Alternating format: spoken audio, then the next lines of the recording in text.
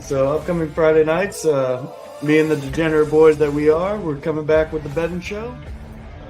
You look at the way he bounces off tacklers, the way that he keeps his eyes downfield, his vision, his ability to find holes, his pass catching ability, right? Because he had. In my lifetime, I'd put him at probably around the 2 area, with, again, the only other person up there being King Ricky Jr. Anthony Richardson or Caleb Williams at the 111. Yeah. So just hit us.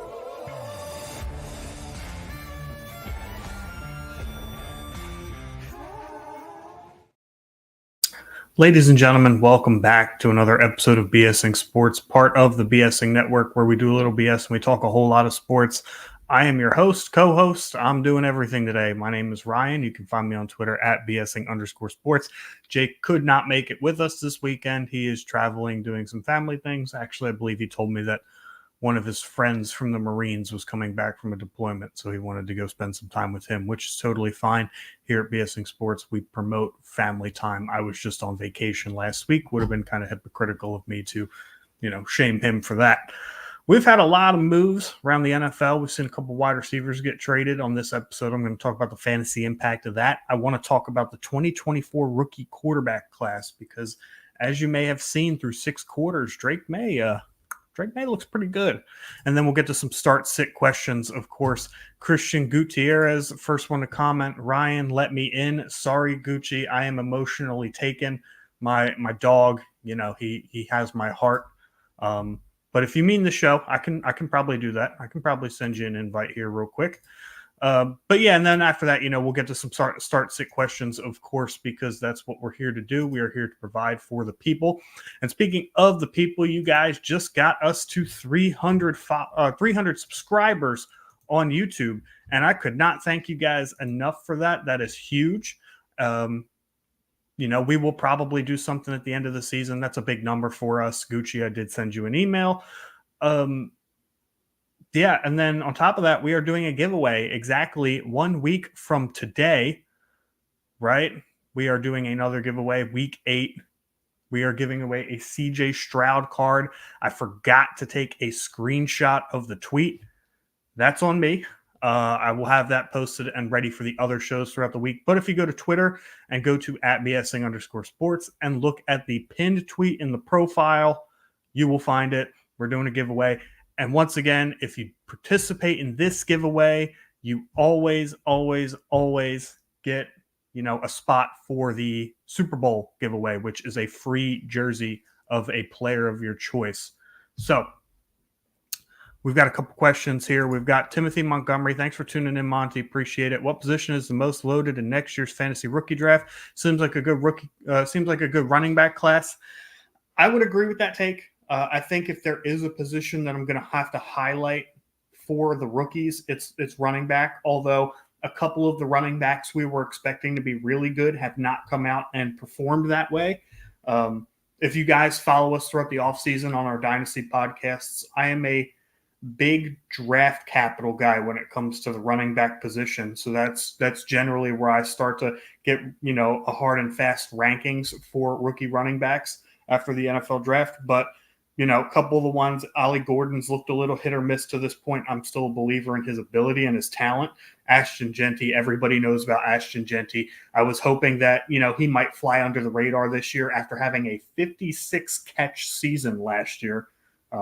He can do it all. He can perform in the ground game. He can perform through the air. He may be the 101 of rookie drafts, all formats, including Superflex.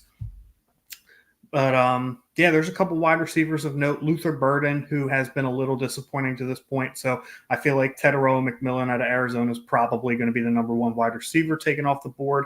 Quarterbacks. Quarterback is – in Superflex rookie drafts, quarterback can really make or break the rookie draft. We are going to talk about the 2024 rookies in a little bit.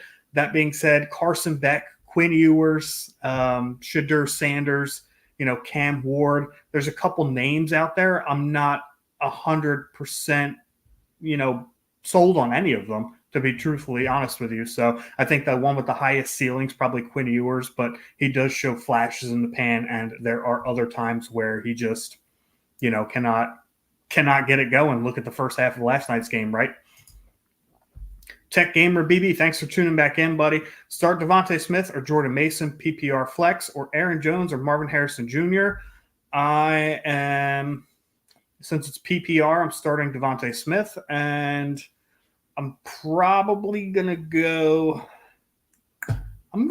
Aaron Jones for this one. I know he had the hip injury, but he seems pretty healthy. He gets a decent amount of receiving work, and the over-under for the Lions-Vikings game is a big number, man, and I expect a lot of points to be scored.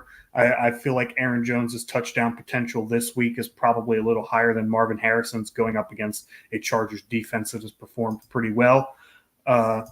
Tim Monty, Jalen Milroe is garbage, shouldn't be drafted. In fantasy drafts, I wouldn't mind taking a flyer on him in the third round strictly because of rushing upside. You could run into a potential accident there. Maybe he gets a starting gig somewhere, starts for a few weeks, maybe looks okay. But the rushing upside intrigues me. He's not a first-round rookie pick, in my opinion. I like Cam Ward a lot, but he has his flaws, says Tim Hawkins on YouTube. Yeah, I agree with that. And one of the knocks I'm sure that will come with him being drafted is the fact that he is an older prospect. That being said, some of the older prospects we've seen be drafted as far as the quarterback position goes may not necessarily be a bad thing. Both Bo Nix and Jaden Daniels are off to really good starts this season. So maybe we'll start to see more of those seasoned quarterbacks get a shot right away and perform a little bit better. Gucci, I don't know if you're still watching. I'm pretty sure I sent you the link there, bud. So, I mean, you're more than welcome to jump on in. But Tim Hawkins says Milroe has Justin Fields vibes. I don't think Milroe was half the prospect Justin Fields is, but I agree with what you're saying there, kind of.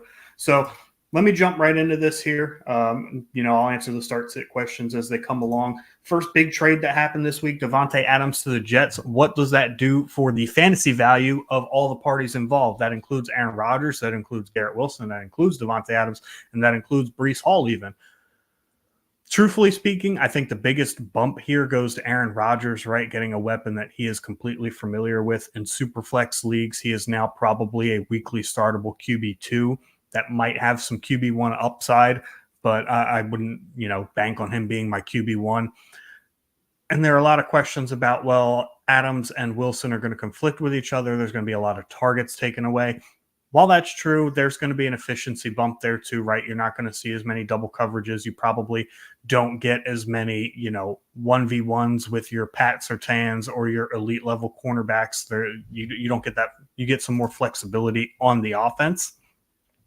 So I think where the volume takes a hit between Adams and Wilson, I think the efficiency increases slightly. That being said, I do think volume is a little bit more sticky, so I'm bumping both of these guys down just a tad, but I don't think that this is some earth-shattering, we need to sell these guys, we need to move off of them. I think that the efficiency will be there. I'm excited for this move, truthfully, because it gets Adams, gives Adams a little bit more of a touchdown potential. Tech Gamer says Gibbs or Aaron this week as running back PPR. I'm starting Jahmyr Gibbs every single week over Aaron Jones. Jahmyr Gibbs is just an electric player. And Mr. Christian Gutierrez has joined me on the show. What's up, buddy? What's up, man? How you doing? Good. How are you? You joined right in time. What is your fantasy take on Davante Adams to the Jets? It's going to give you a solid 14 points per game. I'm okay with that. That's it. I'm good with that. At 31 years old, I'm not expecting a ton from Davante Adams anyway. Nope. Timothy Montgomery, Chubb or Najee, PPR. This is tough, and I don't think it's tough for like a bad reason. This isn't like, scrap piles, which I have seen on Twitter this morning. Some people are down real bad with some of the start-sit questions I was getting this morning. Yeah. I'm probably going to lean Chubb. I would agree. I just think Najee doesn't catch any passes, and at least Chubb has that ability. I'm not so much inclined by their pass catching ability as Timothy Montgomery points out. Najee is the Jets, which is going to be a tough battle. I think Chubb to what I said last night, yes, he is coming off the injury. We aren't sure how much he's going to play. However, with Jerome Ford being out today, I would expect that it wouldn't surprise me if I saw 20 touches from Nick Chubb first game back, just due to the fact that Jerome Ford's out. I don't think Pierre Strong is really a guy that they're going to rely on, especially when you're playing against a division rival. It's kind of a must-win game. You really need to establish something on offense. I think they're going to ride the horse with Amari Cooper being traded out. Hoodie Hassan says, "Go Birds, baby. Amen." Make me sick. Hey, that wasn't bad. That wasn't bad. Good job, Gucci. Proud of you. Another big wide receiver traded. Amari Cooper to the Bills. What's the fantasy outlook for Amari Cooper there, Mr. Christian Gutierrez? I think this is the opposite of the impact that everyone thinks that Devontae is going to have on the Jets. I think he's the clear-cut wide receiver one. He does lead the league in drops, so you never like to see that. But Amari is just so good at route running, and Josh Allen is going to find him a ton. Big body receiver, always a great end zone fade threat. I love it. I think he's going to get you 18 to 22 points a game. That's a bold take. That's a lot of points. I actually think that it's pretty close to the same production you get from Devontae Adams, in my opinion. I think that since Joe Brady has come into his offensive coordinator role with the Bills in the middle of last year, they tend to spread the football around a little bit more. We saw, Stephon Diggs' production take a hit that coincided with the offensive coordinator change there. And while Cooper is clearly the best route runner and wide receiver on the Bills currently, I don't know that it'll have the, clear-cut wide receiver one fantasy impact. I'm curious to see what kind of volume he gets. My thing with that is, my thinking is that look what Josh Allen's doing with basically nothing. He's not throwing to his tight ends. I know, it's pissing me off. Yeah, same. I have Kincaid today, which is another tough sit question. But he doesn't throw to his tight ends this year. And look what he's doing with his receiving core, Keon Coleman and who else, So I just think adding that Amari Cooper factor is what you're missing out of that Bills offense. That's already kind of clicking. James Cook's coming back. So I think it's just going to be a more balanced offense compared to what Devontae is going to bring to New York, which is not much. That's fair. I see both sides to it. This one intrigues me more than Devontae Adams to the Jets. Oh, yeah. Because there are already some seriously established weapons. Garrett Wilson and Breece Hall are obviously very good at their respective positions. And not to say James Cook isn't a good running back, but if I'm a fantasy owner and somebody offers me James Cook for Breece Hall, I'm just going to decline that politely and tell them to move on. So that's kind of where I'm at with that. 2024 rookie quarterback class, I'm going to overreact like crazy on this part of the show because Drake May is currently 6 quarters into his rookie season. And I got to say, man, I'm actually excited to watch the Patriots now that Drake May is the quarterback. He looks exciting. He looks fun. Yeah. And as far as his fantasy relevance, we've already seen a couple of big runs in each game. So there's going to be some rushing floor there. What are your thoughts on the 2024, rookie quarterback class? Pete Nova says, "What's up? What's up, Petey? How you doing, brother?" In the comments, brother. The 2024 quarterback class, I don't think we're gonna have any crazy standouts. I don't think you're gonna get a CJ Stroud this year, or any of these big name ones. Cam Ward is nice. You don't think Jaden Daniels is going to be the truth? Jaden Daniels, I think, but. Oh, I'm thinking ahead a year. Yeah, this year. Sorry. Yeah, I agree with your take on 2025. No, I like this class. It's fun. Jaden Daniels is, the cornerstone of that franchise going forward. It's clear cut. No thinking whatsoever. Mm-hmm. It's like that Commanders team is set up so nicely going forward. And this year was supposed to be kind of like a six win, season, but man, they're blowing those expectations out the water. Yeah, it's a shame their defense is terrible, and they just lost Jonathan Allen for the season. Yeah. Drake May's looking good. I mean, they're down 22-10, almost about to be 29-10, third and goal right now. Fourth and goal. incomplete. But well, now it is. yeah. From what I've seen through 6 quarters, though, and this is the part where I said I'm going to overreact. Drake May has the looks that he could be a franchise quarterback, right? Because when you looked at, let's rewind the clock back to April when Drake May goes to the Patriots, the first reaction was, well, this is the worst landing spot possible, and there was like immediate fades. Like nobody wanted any part of Drake May. They don't have any weapons on offense. Patriots team stinks. The O-line stinks. And all that's still true, but Drake May is performing pretty well. So that gives me hope that, hey, what if the Patriots get a real weapon? What if they sign a T. Higgins in the offseason? What if they, go out and make a move somewhere and get somebody that can be a bona fide wide receiver 1? That would really, really intrigue me as far as Drake May's setup. Jaden Daniels, Caleb Williams, 1 and 2 in the draft. We know all about Jaden Daniels. He's probably going to win Rookie of the Year. Caleb Williams got off to a slow start, but he's really come on strong the last couple weeks, getting Keenan Allen involved a little bit more. And then Bo Nix has been very surprising for a fantasy outlook because a lot of people were saying that was a reach in the draft and that there was no way he's going to perform. Now in real life, he's looked a little iffy, right? And that's partially because the Broncos stink. Like on offense, they stink. They're not good. You look at the Broncos roster on paper, and it's terrible. There's no like real standout weapons there. Javante's been kind of disappointing to this point, but Bo Nix has injected some life in the offense, and you've seen him make some throws. You've seen him make some plays. He can run around. He could, he provides real safe fantasy upside. Yeah, I actually like what Bo Nix is doing. And then arguably, the 2 best situations to go into, Michael Penix and J.J. McCarthy, we haven't even seen them yet. So it's very possible that 2024, for fantasy purposes, ends up being like one of the best quarterback classes we've ever seen. Yeah, agreed. I agree with that. I think in about 2 years, when Bo Nix gets his timing down and gets a decent offense around him, I think he could be really good. That's just his little thing now. I mean, he's still a rookie. We're 6 games into the season, and he's still got a lot to figure out. And I think he's done well with what he's had.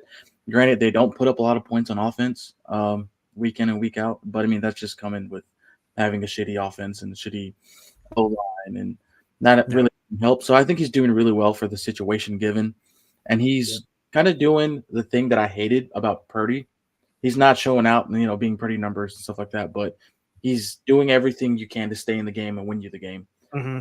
And if your defense is your strong suit, just don't make crazy turnovers. Make the right play calls down a distance. Get you into field goal range. So he's making those right play calls. He just needs his timing is just a little off right now. Mm-hmm. He can get that fixed up. I think he's gonna be really good. Yeah, and to piggyback off of you, Tim, Hawkins says need to open up the offense with Nix, and I would agree. I just don't know that they have the playmakers to actually do that on offense. I know Cortland Sutton, big-bodied guy, can go up and get it in the red zone, but he's not a particularly fantastic route runner. He's not great in open space. Devon Vele's played 3 games, 2 of them. He's actually looked fairly impressive, but, he's a 26-year-old rookie, so we kind of need to temper expectations on that one. Yeah, I would really like to see the Broncos and the Patriots go be really aggressive as far as getting a playmaker, because through the small amount of time that we've seen both of these quarterbacks, we've seen flashes like, hey, these can be our guys. Let's make sure that we set them up for success in the long term. I would really love for them to be aggressive. Even if it's not a top-tier wide receiver 1, go get you, like I said, a T. Higgins, somebody who can at least be much better than what you have on the offense right now. Oh, yeah. And Timothy Montgomery says, Brock Bowers is even more exciting to me than the quarterbacks. I wish I had him in Dynasty. Yeah, I've got 1 share. I tried to get another one last week, but Brock Bowers is him, dude. Brock Bowers is the best tight end prospect we ever seen. I said it in the Cabin episode, or was it the Cabin episode? No, it was the Fantasy Football Expo episode. I told Jake and Joey, I said, this dude's going to be him. Watch. And so far, in the crappiest offense, arguably in the league, he is him. Yeah, it's a shame that we have to watch him be a Raider for the next 3 years. So When's that rookie contract? I guess 4 years. They'll pick up his first round draft pick, so he's got the 5th-year option. Yeah, I was like, they'll pick up his 5th. So it'll be fun once he leaves. If he knows good for his career, he will leave because that franchise is in hell. But yeah, other than that, man, he is a dog. Like that's all you can say. Like he is him. Yeah, he can do it all. That catch, the touchdown catch that he had a couple weeks ago, I think it was. That was lost the guy and just went crazy. Mm-hmm. So start sit questions. I didn't get a chance to write these down in banners, so I'm going to go through Twitter. Gucci, let's see what your thoughts are. The most recent one I didn't get a chance to answer from Cass Kassam on Twitter. I'm all twisted. Can only start 3.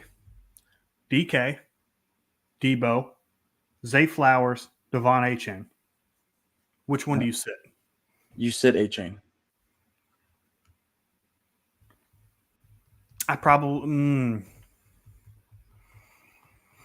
that's a pretty good matchup. It is, but isn't he still hurt? No, he cleared concussion protocol on Friday. I just don't like anything the Dolphins are doing. Man, the Dolphins scare me. That I can't. Again, we talked about last night. I have no idea why that line's at 43.5. Yeah, that's my only reservation. That's why. Yeah, now that you say that, I'll probably go Devon Achane as well. If Tua was healthy, I'd probably say Debo just because the Chiefs' defense is pretty good too. But yeah, with no Tua, pretty one-dimensional offense, I'm gonna say sit Achane, and I'm gonna reply that right now. We're all in agreement here. Mm-hmm. Okay, so pick 2: JSN, Hunt, Chubb. Hunt, Chubb. If it's PPR, I'd probably go JSN, Hunt. I feel like Jason hasn't put up good numbers other than week 2. Dude, I'll tell you what. I saw something on TikTok the other day. Somebody called JSN Fancy Tyler Boyd, and that shit had me weak. Yeah. Damn, that's really good. Yeah, I was like, man, I could not have come up with a better nickname myself, dude. Damn, that's really good. So he averages 12 full PPR points per game. Yeah, but that's inflated by like a 25-point week, isn't it? Yeah, week 2 he had 24.7. I mean, other than that, he averages 13, 10. They're playing the Falcons. So, I mean, I don't know. I feel like Geno never really looks his way. I feel like he's never really the first read on a pass. Let me see. Last week he had 5 catches. The week before he had 4. I mean, his targets are going up. I mean, I don't know about going up, but last 3 weeks, 12 targets, 7 targets, 9 targets. I don't know, man. Like what I saw last week out of the Seahawks offense, I hated. So I kind of tend to stay away from the teams that are kind of digressing a little bit. And I think I talked about it last week or last night that we were seeing the digression of the Seahawks. So plus he's got DK. Just DK is that team. Yeah, DK and Kenneth Walker. Kenneth Walker is that dude. Next one. You know what? Actually, back to this one real quick. What kind of scares me, and this might be really irrational because the way Kareem Hunt has played so far since coming back to the Chiefs, Clyde Edwards-Helaire is active for this game. And the Chiefs have this like odd asphyxiation with getting CEH involved somehow, some way. Yeah. And like just to the point where he's annoying enough if you start their other running backs. So that kind of like makes me a little weary too, but I'm going to play the numbers there. If it's PPR, I like JSN and Hunt. If it's standard, I like Hunt and Chubb. I don't really think you can go wrong either way because I feel like all 3 of those guys could be just right around the same fantasy. Yeah. I don't think you can go wrong with any of the 3, but if you're asking us to pick one, 2 out of 3. This one's pretty easy in my opinion. At Melee OD, we've got Nick Chubb, Jalen Warren, Tyler Goodson, half PPR. Chubb. What do you think? Chubb for me. Chubb all the way. I agree. Yeah. I thought you were going to say some off the wall shit. No, I'm not. No, Tyler Goodson doesn't do it for me. Okay. I would feel so gross if I ever had to play a guy like Tyler Goodson. I'd I probably wouldn't watch football that day. That's not even a football name. Yeah, like I would probably wears the number 52 as a running back or something. Practice squad number 99. Yeah. Oh man. Good. And I would feel really, really bad about that if I had to. I would. Tyler Goodson plays for the Colts. I wouldn't even watch the Eagles game that week if I had to play Tyler Goodson. I feel like, no, man, this just ain't my week. Next one at Lil One's Crazy. What two should I start? JSN, Lad McConkey, Juju Smith-Schuster. That's a tough one. I went Juju and JSN. That's what I'm leaning towards. But Lad is also like, man, that like Chargers team wants to run the hell out of the ball, though. Yeah, I think he had a monster game like a week or two ago, if I'm not mistaken. I actually dropped him. Yeah, he had like quite a few catches and a touchdown or something like that. I remember that game. Yeah. Lad is questionable. He might play, but let me see. Look at his week log. It was 3 weeks ago. He had a 17-point game, full PPR. Yeah, I don't know. It's a good matchup for the running backs, and the Chargers really like to run the ball, so I'm kind of fading the pass catchers in that offense. Truthfully, like Justin Herbert's a good real-life quarterback, but his fantasy value has just evaporated in this Harbaugh offense. So I'm kind of fading the pass catchers there. I'm going JSN Juju. I agree. Pick 2, Tyreek, Garrett Wilson, or Deontay Johnson. I'm going Garrett Wilson and Deontay Johnson. That's who I said. Yeah, Garrett Wilson, Deontay Johnson. And then Sam Darnold or Kyler Murray. Hold on. Let's take a second. And reflect on what we just said. Do you imagine saying that sentence 6 weeks ago? You imagine. Yeah, put Tyreek Hill on the bench. It's funny. Somebody else in here. Oh, yeah. Somebody else in here. This is the next question, actually. Garrett Wilson or Tank Dell, full point PPR, and then he put in parentheses, can't even believe I have to ask this. That's crazy, man. It is just crazy. The injuries have just been crazy this year. But yeah, dude, I want, like, to the same point as Devon Achane, I want nothing to do with the Dolphins offense, man. They look inept. They look abysmal. I just want nothing to do with that team, man, until Tua comes back. Yeah. I actually almost made a trade with one of my friends in our league. After like week 3, I texted him. You know, it was what week did Tua get hurt? Week 3 or 4, something like that. Yeah. But I texted him. I was like, "Hey, man, you're in last place. Let me take Tyreek off your hands. He's not going to do anything for you, and I'll give you Isaiah Likely." And he was like, "Let me think about it." And I was pestering him. I was like, "Let me get Tyreek from you, just for nothing, because it's not the year of the tight ends." So I was like, let me see, right? And he thought about it, and he's like, well, I'm projected to win, not that means anything, but he's like, I'm projected to win like the next 5 games. I'll let you know by week 7. We're in week 7. He said no, because I wanted Tyreek for when Tua came back. Tua comes back. Yeah, and he was like, no, I know what you're doing. And I was like, come on. And to his credit, he did win 6 straight. So, yeah, I think he's first place now. But he's like, yeah, you're not getting Tyreek from me, buddy. I was like, fuck. All right. But I tried it. I tried to buy, sell low, buy low. Yeah, you tried. Man, that you almost got away with it, too. Almost. Yeah, that would have been crazy, especially because Likely popped off and Andrews, went to go get milk and never came back up until last week. Yeah. So, but yeah, that would have been crazy. Bench Tyreek Hill. Yeah, 6 weeks ago would have kicked somebody off my show for saying that. All right. Half PPR, cup out, need a flex. Jordan Mason, James Conner, Devontae Smith. I'm going to say Mason. I said Smith. I wanted to lean Smith, but it's half PPR. Yeah, that's true. Niners defense is tough, Kansas City's defense is tough. Yeah, that's another over-under that confuses me too. Very good defenses, and it's sitting at 46.5. Yeah, I think that is going way under. Maybe 37 at most. 20-17 type of game.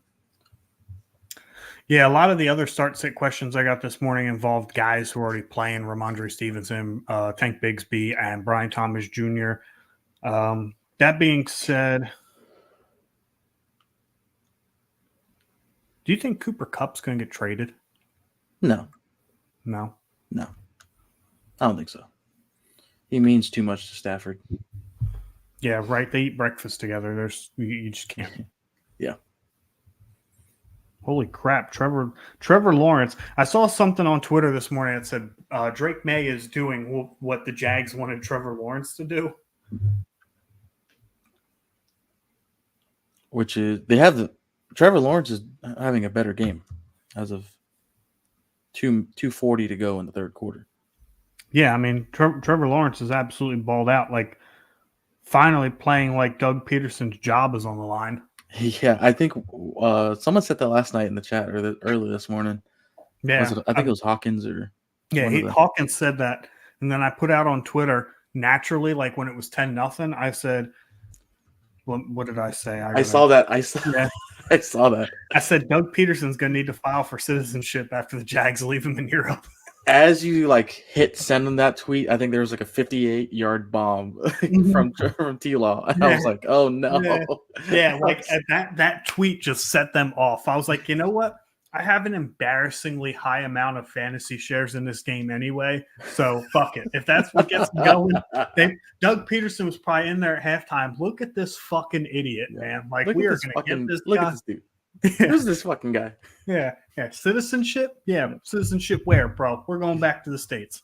Yeah. Since then, they have rattled off a 25-0 run. Looks like they're going to score at least three more. They're on the New England 28 right now. Tank Bigsby back-to-back 12-yard runs. Yep. But yeah, so that's all the start-sit questions I had for today. Gucci, thanks for coming on. Do you have any other fantasy to provide our viewers before we sign out here today? Terry McLaurin is scoring 25 plus today. So okay. You have him, start him. Okay, so that is your lock-in. I can't spell. We're gonna hide that there real quick. It's an abbreviation. There we go. Attaboy. Giveaway on Twitter. There we go. I know I talked about it before, but again, please check out Twitter page at BSing_sports. Check the pinned tweet. It has all the instructions in there for how to participate in the giveaway. We're giving away a free CJ Stroud, Will Anderson card, as well as a candle courtesy of the Candle King. Oh, yeah. And participating in this giveaway gives you a chance to enter into the Super Bowl giveaway contest, which, the winner will win a free NFL jersey player of their choice. So, yeah, that's all I've got for today. Yes, go ahead, subscribe to our YouTube channel. We are here 4 days a week, 5 days a week during football season. We're spitting out all kinds of content. Gucci and the boys Friday night do their sports betting, and it is an awesome show. So our prediction Saturday night, we're here Sunday mornings talking fantasy football. Tuesday, we're talking Eagles. Wednesday, we're doing an NFL recap of the week. So, yes, please go ahead and subscribe to YouTube so you can see all of our content. We just hit 300 subscribers. Thank you very, very much, ladies and gentlemen. And thank you for tuning in to another episode of BSing Sports, where we do a little BS and we talk a whole lot of sports. Have a good day.